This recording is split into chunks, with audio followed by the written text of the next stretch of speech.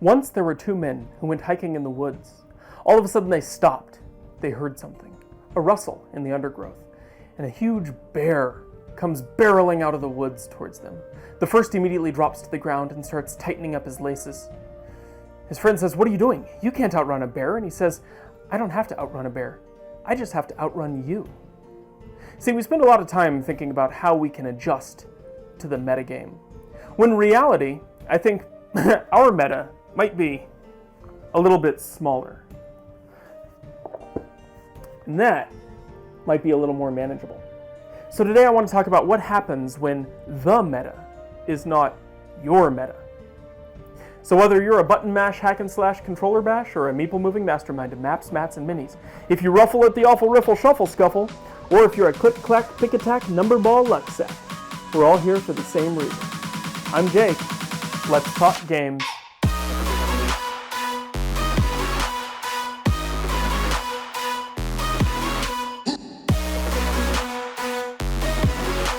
So before we start talking about what strategies we want to use, I think it's important to define what is a meta. Well, put simply, it is what's most popular. In a competitive game, that also tends to be what's most powerful. There's a lot of overlap there. But in more casual settings, you're going to see more variation. And when you're talking about your local game store or your immediate circle of friends, you can see huge variations from the meta at large. A good example of this, if you think about the game rock, paper, scissors, there's an even distribution between those three items of which one wins. You have even odds between those three.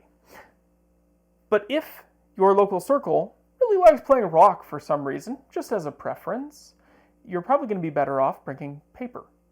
And even if they change the rules to make scissors stronger, making rock a bad choice, there will still be people who choose rock, and you still might be best off, if you're playing in your local meta, choosing paper, even though scissors is top dog. So how do we build in order to have the best gameplay experience? And I say it like that because ultimately that's the goal. That best gameplay experience for some people is going to be winning every time, and for others it's going to be creating games that tell good stories, or having an experience that allows you to chat with a friend across the table. Or it might be creating games that is digestible for a new player in a way that brings them more into the hobby. So what steps should we take to adjust our strategy to beat the meta? Well, step one is easy. Step one is get good. Know how to play the game, know what your deck can do, play it over and over into a variety of different decks, understand all the rulings, understand all of the interactions. If this is Warhammer, understand your starting position all the way through the end of the game. Don't give up early, play it out. You need to understand how to play your side of the table. Step two is the other side of the table. Understand what your opponents can do and what a lot of the main strategies are. This became really relevant for me when I was learning to play Yu-Gi-Oh! Because Yu-Gi-Oh! Is a game with very little consistency between different decks' strategies, and understanding where decks bottleneck and where their weak points are, both on their main deck creature and their extra deck creatures, where you need to point your silver bullets, where you need to point your negates, in order to completely cut them off, is extremely critical, and it's not something that you can intuit in the midst of a game. So understand what your opponents have the capability of doing, and identify where they have their weak points. Step three is to work backwards. Now we've identified what different opponents do, what other strategies exist that threaten our strategy, and now we can identify which points we need to defend ourselves against. In games like Magic the Gathering, this depends on the format. If you're playing in Standard, you can put this into the sideboard. Oh, I have a big problem with Graveyard. There's a lot of Graveyard prevention-related stuff that you can jam into a sideboard. If you're playing in EDH, well, it might be a little more difficult to fit those things in. but sometimes it's necessary. I think there's a loop that a lot of EDH metas fall into, where they start with precons or just big battle cruisery type decks. They increase the power levels a bit. You end up with weird roadblocks and stalemates in play, so people get the bright idea of adding Wrath of God, and a bunch of different Wrath of Gods that all do different things, and it gets to the point where creatures don't stick in play at all. They're just constantly dying. They can't survive around the table. So people start adding more recursion to bring things back from the graveyard, and you end up in that same gridlock, just with more powerful creatures that have now seen the graveyard a couple times. So playing cards that break that circuit can be really important. Either playing cards that don't care about creatures, enchantments, artifacts, other win conditions, or things that hate out graveyards, like Rest in Peace, Leyline of the Void, those sorts of things. That can be really important, and that can honestly shut down a lot of decks that are very powerful in the meta. So if your meta does look like that, look for those silver bullets. And finally, step 4 is something that I like to call rounding the corners off. When you add a bunch of cards to your deck, when you add new things to your strategy, sometimes they're just kind of glued onto the side and not actually integrated into the strategy of the deck. If you're adding Rest in Peace to the deck, it doesn't take a lot to add a Helm of Obedience, or add some of these other cards like Web of Inertia that play really well off of each other and probably fit into the rest of whatever you're trying to accomplish.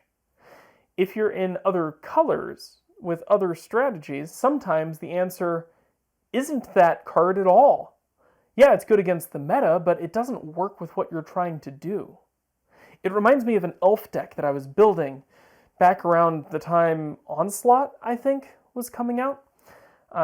Yeah, because elves were huge then. It was probably during Onslaught block. And one of the decks that I was having a lot of issues with was a spirit deck from Odyssey, around these cards that were phantoms. There was, Phantom Centaur, Phantom Nomad, Phantom Neshiba, and all of these cards would prevent damage dealt to them, and instead just remove a +1/+1 counter. So anything that added more +1/+1 counters, or any auras that gave them additional defense, kind of made it so that they never took damage. And it was really difficult to break through that line of pseudo-invincible creatures. So one of the cards that I added to my elf deck was a card called Whippoorwill. It's bad. It just stops creatures from preventing damage. I'm sure it has its uses somewhere, but it's got to be way down on the list of things that I would add to any deck that I would play. And that was definitely true then too. That elf deck did not need Whippoorwill. It was too narrow, it didn't fit in with the elf strategy. And so, rather than trying to find a good way to integrate that random bird card into my deck, I cut it out and actually ended up replacing it with Taunting Elf, which performed a similar function of drawing the ire of all of their blockers, allowing the rest of my creatures to get through. So sometimes, those cards that are really good against the meta just don't fit. And so don't run them. Find another way. Find a way to play around it. In a multiplayer game, try politicking. Try a couple of other things outside of the game. Not just deck construction, not just gameplay, but interacting with the other people at the table. And finally, a word of caution. Changing the meta like this can be turbulent. Just because you can build a deck or build an army that absolutely crushes everyone you go up against doesn't necessarily mean you should.